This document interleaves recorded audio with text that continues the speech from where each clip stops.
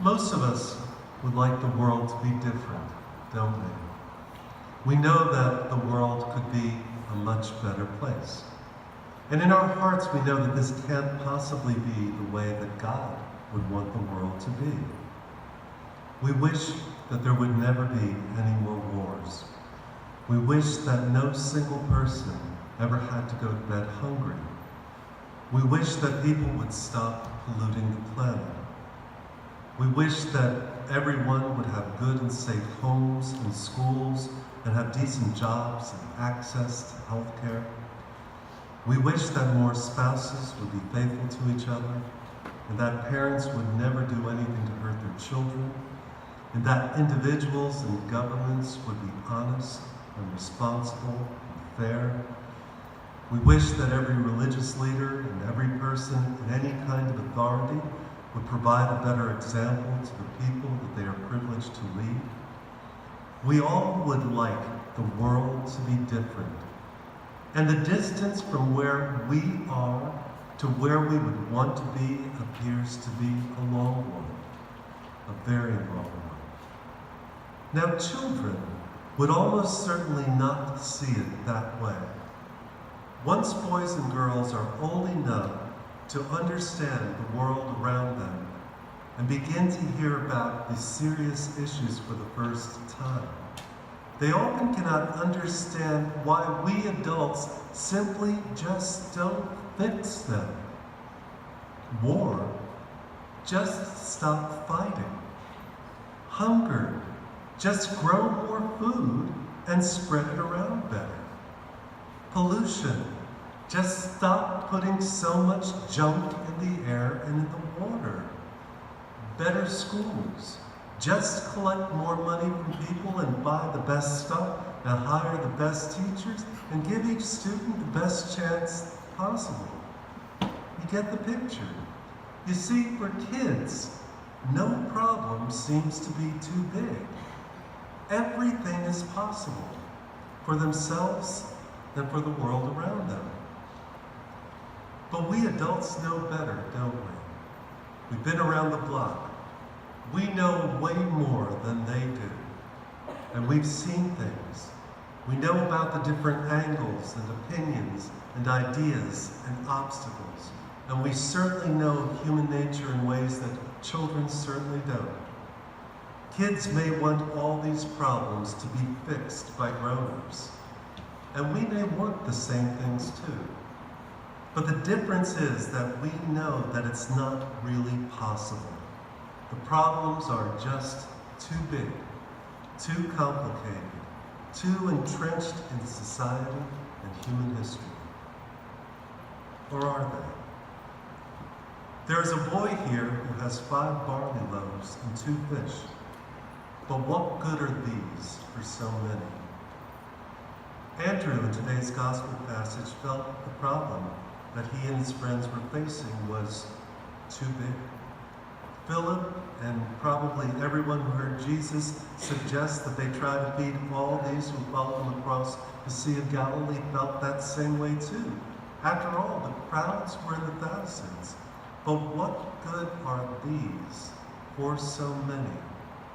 And it seems like a perfectly reasonable response, because Andrew was no dummy, and neither are we.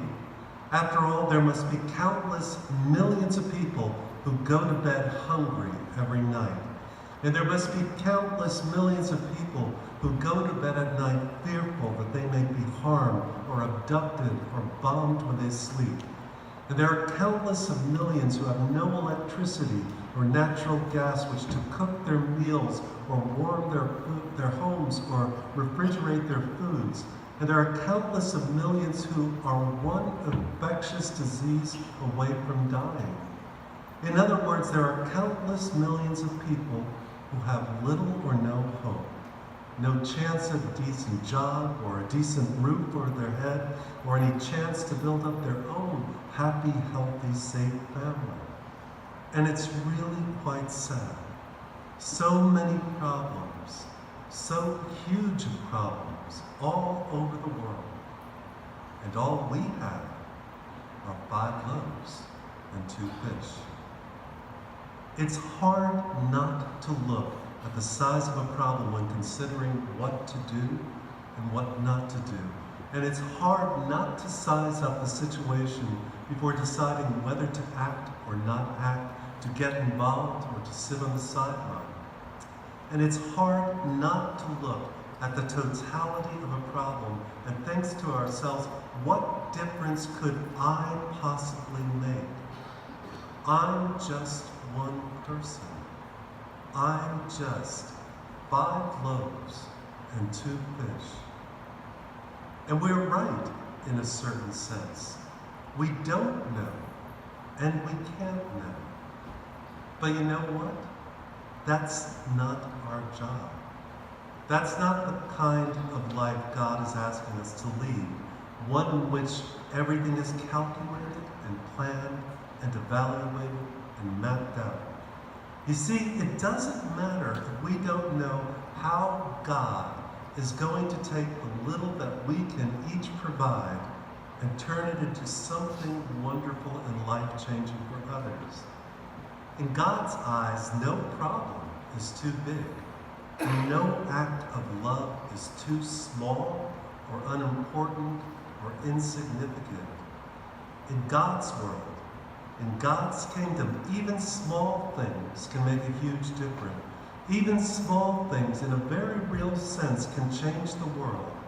A couple of fish and 5 loaves can somehow satisfy the hunger of so many.